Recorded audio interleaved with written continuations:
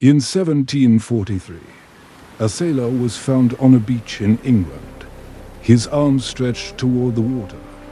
His ship was anchored offshore. It was a calm night, with no storm and no sign of an accident. He left his ship for a reason, but nobody ever found out what it was. His ship was anchored offshore. Calm night. No explanation. He was lying face down in the sand, his arms stretched out toward the water, like he had been crawling back into the sea. Nobody ever found out why he left his ship. Nobody ever found out what he was trying to reach. And nobody asked too many questions, because the answer that kept coming up, the one nobody wanted to document, was always the same: the mermaid. Now, before you dismiss that, consider this: not one civilization, every single civilization on this planet told the exact same story. The Greeks spoke of creatures half woman, half fish.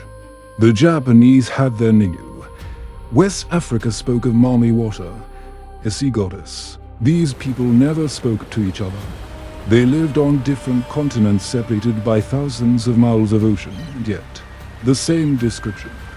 When every culture independently writes at the exact same legend, the question is no longer whether it's true, it's where does it come from? Mermaids were not just reported by fishermen, they were reported by serious men. Men who wrote official documents, men with everything to lose. In 1493, Christopher Columbus crosses the Atlantic. He is looking for India. One evening, off the Dominican Republic, they see three of them. Columbus watches them. He writes in his logbook, they were not as beautiful as in the legends. They had something masculine in their faces. Columbus was not a liar. But maybe one man is not enough. John Smith, 1614, a soldier, a map maker, a man of precise observations, sailing off Newfoundland. He sees a figure at the surface, large eyes, movement unlike any fish he had ever seen in 30 years. He thought for a moment it was a woman. Then it was gone to men. Different centuries, different oceans, same description. But before we answer what they saw, let me tell you about the men who jumped. In the legends, mermaids attract, they call, and the men who hear them jump from their ships. They swim toward the sound and disappear between 1700 and 1750. The British Navy recorded 40 cases of sailors lost at sea under circumstances that could not be explained. No storm, no wave, men who simply disappeared on calm nights.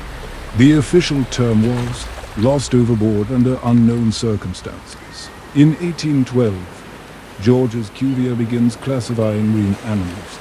He reads the reports and he finds his answer: the manatee. The manatee has two limbs that look like ours, with jaws. And the female nurses her young exactly like a human being. She holds her baby against her chest at the surface, the baby's head above the waterline, the mother's body half submerged. You are a sailor, 6 months at sea, exhausted. Your mind starts filling the emptiness with shapes that feel real. It is dusk. 30 meters away, something breaks the surface, a large dark shape, to shorter shapes like ours. Your brain fills in the missing things. Scientists call this Baiduru. It is not madness. It is how the brain works when it is isolated and desperate for something familiar. The mystery closes neatly. Except it doesn't, because the manatee doesn't explain the songs, or the men jumping in the open ocean. And it doesn't explain what the American military recorded and then locked away. That is what we are talking about in part 2. In 1967, at the height of the Cold War, the United States Navy had microphones placed across the entire floor of the Atlantic and Pacific Oceans. Thousands of them, designed to hear Soviet submarines from thousands of miles away. The most sensitive listening network ever built by human beings. And in 1967, Buried inside the recordings that came back, analysts found 3 sounds they could not identify. Not submarines, not earthquakes, not whales, not anything in any catalogue of known ocean sounds. 3 sounds, with a pattern that the analysts described in their report using one specific word. Biological, meaning something alive made these sounds. These recordings were classified. Immediately, locked away, not released to the public for over 20 years. When they were finally declassified, scientists who studied them said the same thing quietly. We don't know what made these 3 sounds. Captured by the most sophisticated listening equipment ever built, made by something alive in the deep ocean that nobody has ever identified. The file was never officially closed. It was just quietly put on a shelf and never discussed again. Now, there is something about the deep ocean that most people don't know. Below about 800 meters, sound behaves differently. Instead of spreading out and fading, it gets trapped between layers of water at different temperatures. It bounces. It travels enormous distances. Whales use this to communicate across entire ocean basins. A whale off Iceland can send a call to another near New Zealand. Scientists call this layer the SOFR channel. Now imagine something very large, something unidentified, producing sound inside the channel. It would travel thousands of miles. It would be picked up by equipment on the other side of the planet. It would arrive at the surface transformed, stretched and changed by its journey through the deep, sounding nothing like what originally made it. The original Greek myth was not about what the sirens looked like. It was about what they sounded like, the song. That is what made Ulysses tie himself to the mast. Not a face, not a tail, a sound that bypassed every rational thought. In 2004, researchers studying narwhals off Greenland placed recording equipment near a pod and listened carefully to what they actually produced. The narwhal, the whale with the long twisted tusk that looks exactly like a unicorn horn. What came back stopped everyone in the room. When slowed down and filtered, they contained frequencies almost identical to human vocal patterns. Not words, but the rhythm. The rise and fall. Now put that sound into the SOFR channel. Let it travel 200 miles. Let it come through the hull of a wooden ship.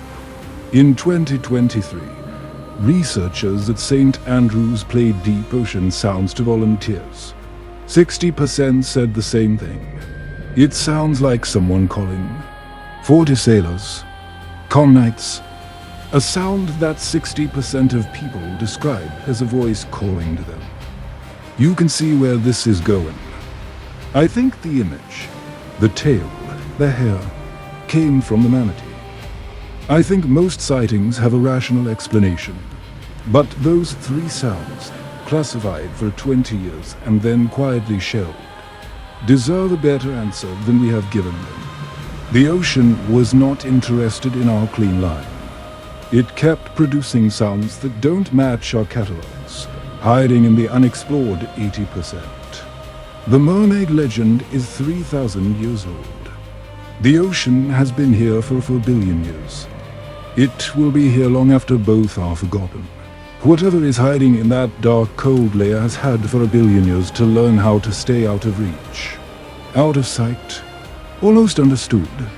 Tell me in the comments, do you think those sounds have an explanation? Or is the ocean keeping something from us deliberately? The ocean is 80% unexplored. What do you think is down there? Subscribe to find out what we're missing.